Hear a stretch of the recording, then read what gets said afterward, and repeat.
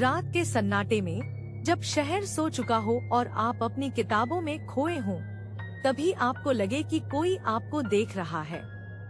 एक अजीब सी बेचैनी, एक अनजानी मौजूदगी का एहसास। ऐसा ही कुछ हुआ रिया के साथ। Intro music fades slightly, a soft, airy hum begins. रिया अपने पुराने अपार्टमेंट में देर रात तक पढ़ाई कर रही थी। अचानक उसे एक हल्की सी आवाज सुनाई दी, जैसे कोई धीमी गति से कुछ खुरच रहा हो। उसने सोचा, चूहा होगा या शायद ऊपर वाले पड़ोसी का कोई काम। उसने अनसुना कर दिया। Sound cue, very faint, intermittent scratching sound like fingernails on would.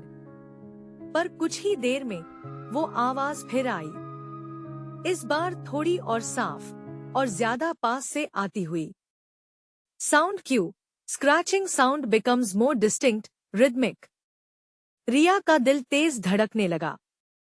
उसने हिम्मत करके अपनी कुर्सी छोड़ी। पूरे कमरे में देखा, रसोई में झांका, सब शांत। Sound Q, footsteps, slow, hesitant.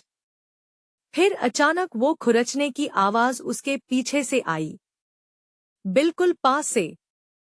Sound cue, scratching sound, very close, then sudden silence.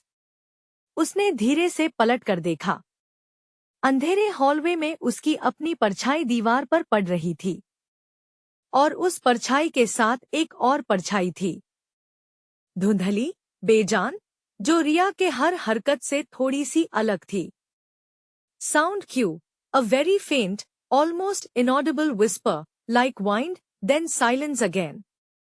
रिया ने देखा, उस दूसरी परछाई का हाथ धीरे धीरे ऊपर उठा और दीवार पर खुरचने लगा, ठीक वैसे ही जैसे वो आवाज आ रही थी।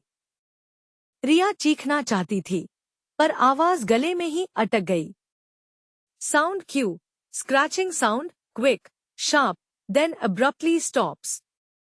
और तभी उसके दिमाग में एक ठंडी, बेजान आवाज गूंजी, तुम अकेली नहीं हो, रिया।